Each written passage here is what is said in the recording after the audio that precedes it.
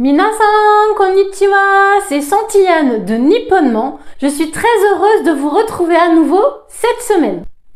Cette semaine, je vous propose de décrypter ma carte de vœux 2023 pour vous aider à comprendre comment rédiger une carte de vœux japonaise. Ce sera la première partie de cette vidéo. Et dans une deuxième partie de vidéo, je vous expliquerai les informations importantes à savoir sur les cartes de vœux japonaises. Quand les envoyer, comment ça se passe, qui écrit encore des cartes au Japon. Bref, tout ce qu'il faut savoir. Je vous en parle aujourd'hui, c'est parti!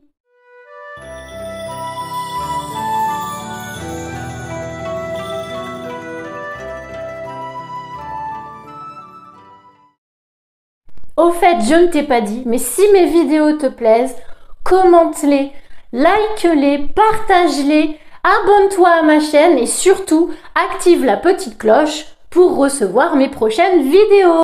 Allez, c'est parti, on y va, je te laisse découvrir ma carte de vœux, Nengajo en japonais, de cette année 2023. Maintenant, si je la découpe par zone pour bien t'expliquer comment ça fonctionne et les formules possibles à écrire sur une carte de vœux.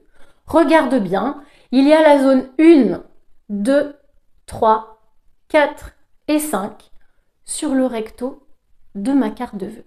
Le premier élément qui figure sur une carte de vœux, c'est l'animal ou quelque chose qui illustre l'animal de l'année. Les années japonaises, comme les années chinoises, ont des animaux pour les représenter. 2023 est l'année du lapin. Donc c'est normal de retrouver soit des illustrations de lapins sur les cartes de vœux, soit le petit kanji. Moi j'ai fait les deux, j'ai le petit lapin et le petit kanji pour marquer le symbole de l'année du lapin. Petite remarque en passant, l'année japonaise commence bien le 1er janvier. Les années chinoises commencent plus tard, mais les années japonaises, bien que reprenant le signe des années chinoises, commencent le 1er janvier. Alors vous voyez le kanji pour l'année 2023, parce que c'est l'année du lapin, Usagi le lapin, n'est pas le symbole, le kanji habituel du lapin. C'est bien le symbole de l'année du lapin que l'on reprend ici, Usagi Doshi. Puisque les Nengajo sont des cartes de vœux, je vais évidemment retrouver une formule pour souhaiter la bonne année. La première formule la plus courante est Shinnen akemashite omedetou gozaimasu. Félicitations pour la nouvelle année qui commence. Cette formule peut aussi être abrégée sans la version Shinnen et donc on peut retrouver Akemashite omedetou gozaimasu. Félicitations pour l'année qui s'ouvre. Moi, j'ai opté pour la formule Kinga Shinnen, bonne année, comme vous pouvez le voir sur ma carte de vœux. On peut aussi retrouver la formule Kyoga Shinnen, félicitations respectueuses pour cette nouvelle année. Ou alors, une formule un petit peu plus printanière, Geishun, accueillons le printemps. Ou alors, Gashou, félicitations pour le nouvel an. Tsutshin de shinnen no oyorokobi o moshiagemasu. Je voudrais vous exprimer mes vœux sincères pour la nouvelle année. Tout ceci sont des formules plus ou moins respectueuses pour souhaiter la bonne année. Il existe une version un peu Jones de cette bonne année qui va tout simplement consister à raccourcir les mots. Akemashite devient ake, omedetou devient ome et du coup akeome est la version Jones pour dire bonne année. On va la retrouver par exemple sur les messages de Facebook, Insta, un petit peu à droite et à gauche. C'est rare de l'avoir écrite sur des cartes de vœux, mais sachez qu'elle existe. Alors après cette formule pour souhaiter une bonne année, nous allons retrouver des formules pour exprimer la gratitude par rapport à l'année écoulée, pour redemander le soutien pour l'année à venir ou tout simplement souhaiter une bonne santé. Voilà, c'est la partie 3 encadrée dans ma carte de vœux. Dans cette partie, plusieurs formules sont possibles. Je vous propose la première. Sakunen wa taihen osewa ni nari arigatou gozaimashita. Merci pour votre aide durant l'année écoulée. D'ailleurs, vous avez remarqué arigatou gozaimasu, qui est le présent d'habitude, est ici à la forme passée, arigatou gozaimashita, puisque l'on remercie pour des choses qui se sont passées dans le passé durant l'année écoulée donc. Une autre formule possible, la deuxième que je vous propose ici, est Honnen mo douzo yoroshiku onegai shimasu. J'espère la continuation de vos faveurs pour cette année. Vous avez remarqué, on utilise onegai shimasu, que l'on retrouve dans plusieurs formules de politesse japonaise. Une troisième formule possible ici est par exemple Minasama no gokenkou o inori moushiagemasu. Je vous souhaite à tous une bonne santé. En ce qui me concerne, j'ai opté pour la formule suivante. Kyunenchu wa taihen osewa ni nari kokoro yori orei moshiagemasu. Rei signifie merci. Kokoro, vous le connaissez peut-être, kokoro le cœur, kokoro yori, du cœur, à partir du cœur, du fond du cœur. Donc cette formule signifie « Je vous suis reconnaissante du fond du cœur pour votre aide durant toute l'année écoulée ». J'y ai ensuite ajouté une formule qui ressemble à la formule numéro 2. Mais elle est encore plus polie car « onegai shimasu » s'est transformé en « onegai itashimasu ». Cela donne donc « Honnen mo douzo yoroshiku onegai itashimasu » que l'on pourrait traduire par « J'espère vivement la continuation de vos faveurs pour cette année ». Une formule toute japonaise en somme. Vient ensuite le moment d'ajouter 2 petits messages personnalisés. Par exemple, en ajoutant des photos sur ce que l'on a vécu pendant l'année, un mariage, un déménagement, des photos de souvenirs d'un grand voyage. Et évidemment, c'est l'occasion aussi de personnaliser un petit mot à la main pour votre interlocuteur. Par exemple, en lui souhaitant une magnifique année ou une belle année tout simplement, qu'elle te soit douce, que cette année te soit agréable. Il existe plusieurs formules pour ça, voyons-les ensemble.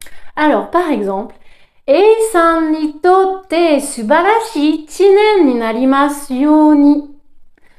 Que cette année te soit magnifique.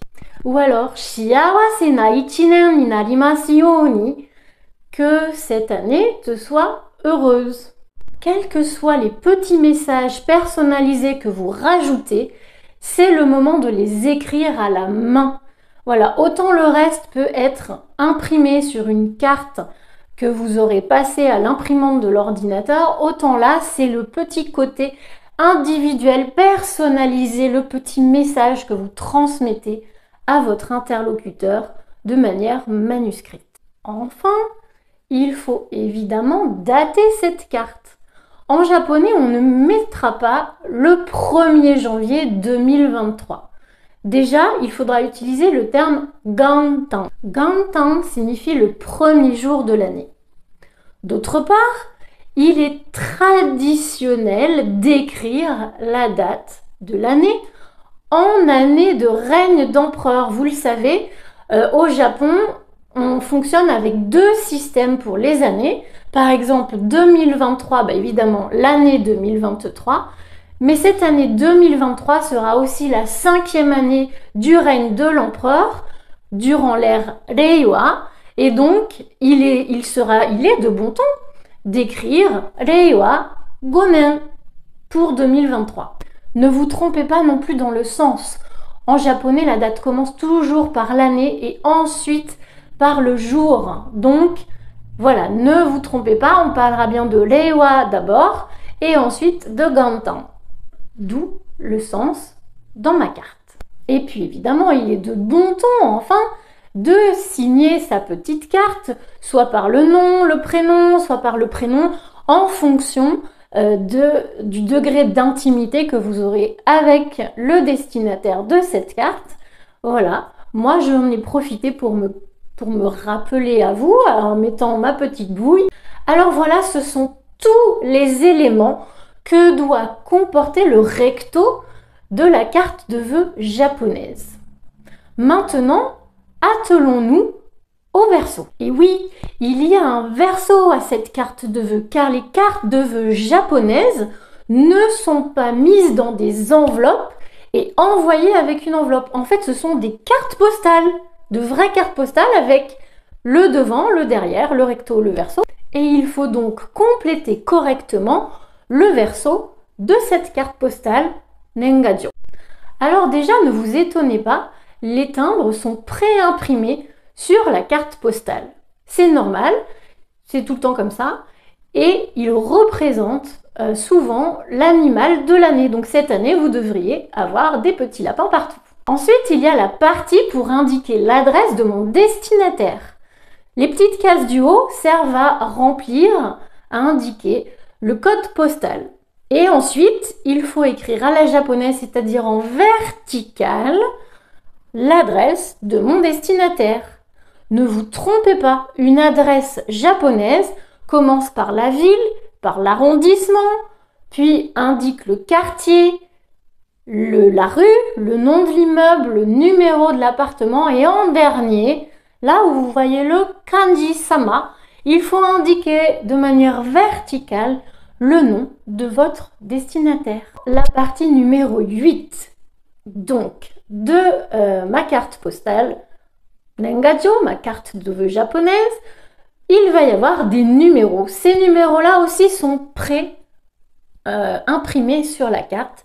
Ils servent à la loterie nationale. Et oui, grâce à vous, votre destinataire, le destinataire de votre carte de vœux, pourra remporter des lots.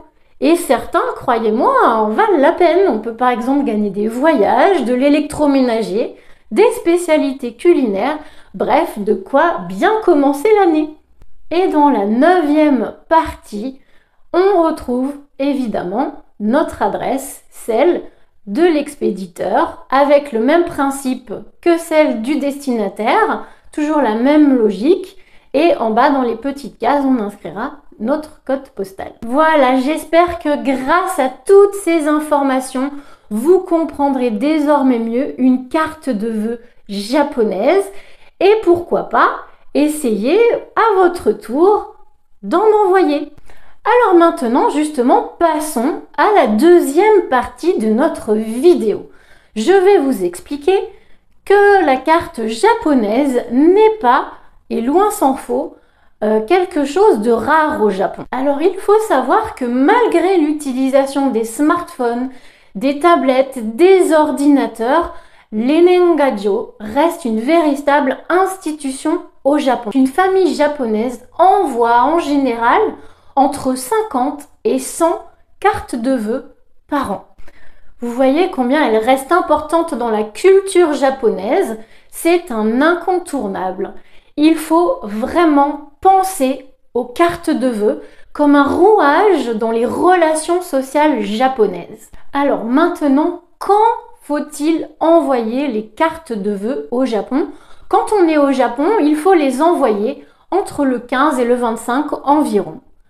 En effet, la poste ne les distribue pas à l'arrivée, quand elles arrivent à destination, elle en fait rétention, c'est-à-dire que pour chaque famille, le facteur va faire ses petits tas de cartes de vœux et il va les garder. Ce n'est que le 1er janvier au matin que tous les facteurs du pays s'activent pour aller mettre dans les boîtes aux lettres toutes les Nengajo de toutes les familles japonaises. Ça fait partie des premiers petits plaisirs du 1er janvier. On découvre le petit tas de cartes de vœux dans la boîte aux lettres. Et alors là, on commence à lire tous les vœux qu'on nous souhaite pour notre année. Attention, il est une règle qu'il faut vraiment connaître. On n'envoie jamais de Nengajo à une famille dont l'un des membres est décédé durant l'année écoulée. Donc prêtez-y vraiment attention. Je vous rappelle également que les cartes de vœux japonaises Nengajo ne doivent pas être envoyées dans une enveloppe. Il s'agit d'un format carte postale et c'est ce qui permet au facteur de savoir qu'il s'agit de votre Nengajo. Donc, ne mettez pas d'enveloppe, ce n'est pas nécessaire. Et puis vérifiez en bas un petit conseil, les numéros indiqués, imprimés au verso de votre carte de vœux. Si ces numéros sont gagnants, ils vous permettent de remporter des lots très sympas à la loterie nationale. Donc, pensez-y. Alors, les Nengajo peuvent se faire à la main, se fabriquer.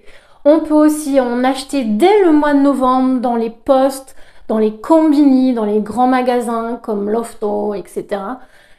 C'est donc vraiment très tôt, à partir de très tôt dans l'année, qu'on peut commencer à préparer les Nengajo. Allez, je vous quitte avec cette petite anecdote. 2023, l'année du lapin, c'est une année donc qui est revenue tous les 12 ans, comme n'importe quel animal du zodiaque des années chinoises. Et bien, il y a 24 ans, je fêtais cette année au Japon. Et donc, le 1er janvier, je découvrais, comme tous les Japonais, mes cartes de vœux de l'année. Et regardez, celle-ci, une relique, elle date donc de 1999, année du lapin. Et je l'ai reçue en étant au Japon.